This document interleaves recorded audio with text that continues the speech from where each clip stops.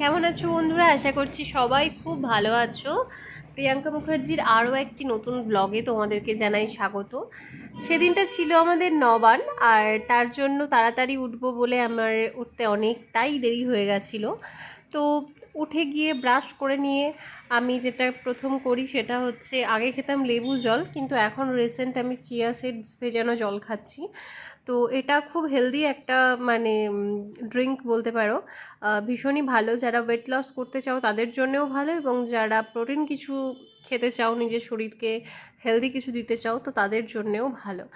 আর আমার বিশাল কিছু ওয়েট লসের জন্য দরকার সেটাও না, কিন্তু আমার ভালো লেগেছে জিনিসটা, যে কারণে আমি খাচ্ছি।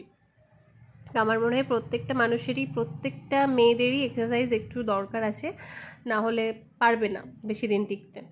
যাই হোক, এটা যার যার নিজের ব্যাপার। তো আমি এখানে শুকে দেখছিলাম যে গন্ধটা কেমন, আর এটা হচ্ছিল আমার প্রথম দিনে চিয়া সিডস ভেজানো জলটা খাওয়ার এক্সপিরিয়েন্স। প্রথম দিন এটা আমি ভিডিওটা করেছিলাম। তো যাই হোক, আমার মোটামুটি খুব খারাপ লাগেনি, এবং খুব ভালো বলবো সেটাও নয়।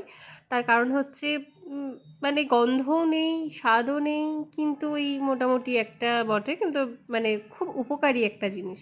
যাই হোক, উপকারী যে জিনিসগুলো হয় সেগুলোতে কিন্তু কোনো টেস্ট থাকে না।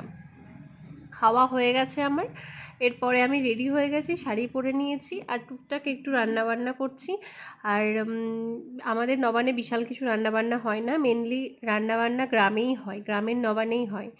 আমাদের সাঁইথিয়াতে বা আমাদের শহরে সেরকম কিছু একটা খুব একটা ভালো হয় না। তো বিকেলবেলা একটু পিৎজা খেতে ইচ্ছে করছিল, তো পিৎজা বানিয়ে নিয়েছি।